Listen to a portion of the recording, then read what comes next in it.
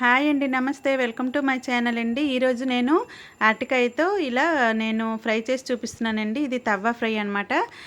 ఇది మా ఒరిస్సాలో చాలా బాగా చేసుకుంటాం అనమాట. అందరూ చేసుకుంటారు. ఇది ఎలా తయారు చేయాలి ఇప్పుడు చూద్దాం రండి. ఇప్పుడు అరటికాయలని మనము ఇలా చక్రాలుగా కట్ చేసుకోవాలండి. చూసారు కదా, మనం ఎక్కువ మందంగా కాకుండా ఎక్కువగా పల్చగా కాకుండా మనము ఇలా రౌండ్గా కట్ చేసేసుకోవాలి. నేను ఒక 2 అరటికాయలని అయితే కట్ చేశాను. ఇలా చూసారు కదా, ఇలా మనం కట్ చేసుకుంటే సరిపోతుంది. ఇప్పుడు ఈ అరటికాయ ముక్కల్ని మనము చక్కగా కడిగేసుకోవాలి. ఈ అరటికాయ ముక్కల్ని మనం కడిగేసుకొని ఇంకా వేరే చిన్న కళాయిలోని నేనైతే నీళ్ళు వేసుకుంటున్నాను. నీళ్ళలో ఈ ముక్కల్ని వేసేసుకొని కొద్దిగా పసుపు ఉప్పు వేసుకోవాలండి. ఇందులోని కొద్దిగా పసుపు ఉప్పు వేసుకొని ఈ అరటికాయల ముక్కల్ని కొద్దిగా మనం ఉడికించాలండి. ఎక్కువగా ఉడికించకండి, కొద్దిగా ఉడికిస్తే సరిపోతుంది. ఎందుకంటే మనకి అరటికాయలు వేరంగానే ఉడికిపోతాయి కాబట్టి మనం చూసుకొని ఉడికించేస్తే సరిపోతుందండి. మనం దగ్గరే ఉండి ఉడికించుకుంటే సరిపోతుంది. ఇంకా మెత్తగా అయిపోతే మనకి ఈ ఫ్రై అనమాట బాగోదు. ఇప్పుడు అరటికాయ ముక్కలు కూడా ఉడికిపోయి ఇప్పుడు చూడండి ఇది ఎలా తయారు చేయాలి. ఒక గిన్నెలో కొద్దిగా పసుపు, కొద్దిగా కారం, ఇంకా ఇందులో చికెన్ మసాలా కొద్దిగా వేసుకోవాలి. ఇంకా రుచికి తగ్గట్టుగా సాల్ట్ వేసుకోవాలి. ఇంకా బియ్యం పిండి కొద్దిగా వేసుకోవాలండి. అరటికాయ ముక్కల్లో ఆల్రెడీ కొద్దిగా సాల్ట్ వేసి ఉంటాం కాబట్టి ఇంకా మనం కొద్దిగా చూసుకొని అనమాట కొద్దిగా వేసుకోవాలి.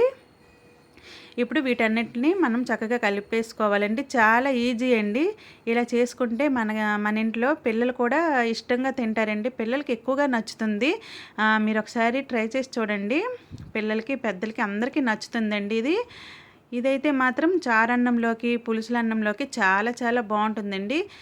మాత్రం ఇది వేడివేడిగా చేసి తింటేనే బాగుంటుందండి. చల్లగా అయితే మాత్రం అంతగా బాగోదు, తినేస్తాము. కాకపోతే వేడివేడిగా తింటే మాత్రం చాలా టేస్ట్ అనమాట. మీరు అలా తినేస్తూ ఉంటారనమాట, తెలీదు. మా ఇంట్లో ఎక్కువగా ఇలా తవ్వ ఫ్రైలు ఎక్కువగా చేస్తామండి. ఒక్కొక్క రకం అన్నీ చేస్తామన్నమాట. ఇలా అరటికాయలు, సారకంద, మునంకాయలు, బంగాళదుంపలు, పొటన్స్ ఇలా అన్నీ ఇలా వేపుకుంటామన్నమాట. అది ఇంకో ప్రాసెస్లో వేపుతామన్నమాట. ఇవి ఒక ప్రాసెస్సు. చాలా రకాలుగా వేపుతామండి. దానికి వేరేగా బియ్యము అవి నానబెట్టయితే వాటిని వేయించుకుంటాము. వీటిని అనమాట ఇలాగ సింపులేనండి, ఏం కష్టమేమి ఉండదు. ఇంకా టేస్ట్ కూడా చాలా బాగుంటుంది. ఇలా మనము అన్నీ ఇలా మసాలా చేతితోని మనము ఇలా ముక్కలకి పట్టించేయాలన్నమాట 2 వైపులు.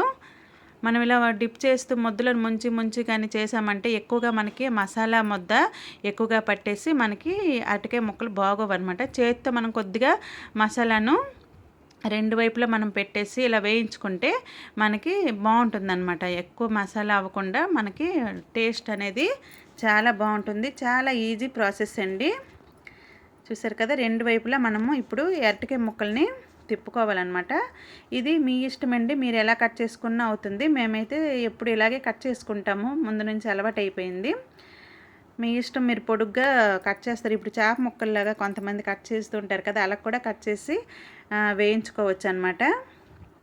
ఎలా కట్ చేసుకున్నా కూడా మనకి టేస్ట్ మాత్రం మారదండి. టేస్ట్ మాత్రం చాలా బాగుంటుంది. ఇలా కొద్దిసేపు మనము మీడియంలో ఉంచుకొని వేపుకోవాలండి. ఈ ముక్కల్ని చక్కగా ఎర్రగా వేగాలి, వేగితే మనకి బాగుంటుంది. ఇలా వేయించుకొని వేడివేడిగా అన్నంతో మనం తినేస్తే మాత్రం బాగుంటుందండి.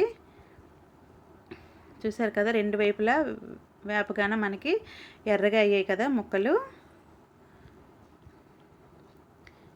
చూడండి, మీరు కూడా ఇలా ట్రై చేసి చూడండి, ఎలా వచ్చిందో నాకు కామెంట్ సెక్షన్లో చెప్పండి. కొత్తగా చూసిన వాళ్ళైతే నా ఛానల్ని సబ్స్క్రైబ్ చేసుకోండి. వీడియో కనుక నచ్చినట్లయితే మీ ఫ్యామిలీ మెంబర్స్కి షేర్ చేయండి, ఇంకా లైక్ చేయండి. నేను ఫస్ట్ అయితే ఒక వాయి అయితే వేయించేసాను, ఇది 2వ వాయి అనమాట. మేమిద్దరం అలాగే వేయించుకొని అన్నంతో అయితే తినేసామండి. చాలా చాలా టేస్ట్గా ఉందండి, చాలా బాగుంది. ఇంకా మనం స్నాక్స్లో కూడా అలా తినేయొచ్చండి. సాయంత్రం పూట ఆకలి వేసినప్పుడు చూసారా ఎంత చక్కగా ఎంత బాగుందో. మీకు ఒక టిరిపిస్ చూపిస్తున్నాను. నేనైతే వేయించుకుంటూ అయితే తినేసాను సగము. ఇంకా వీడియో కనుక నచ్చినట్లయితే లైక్ చేయండి.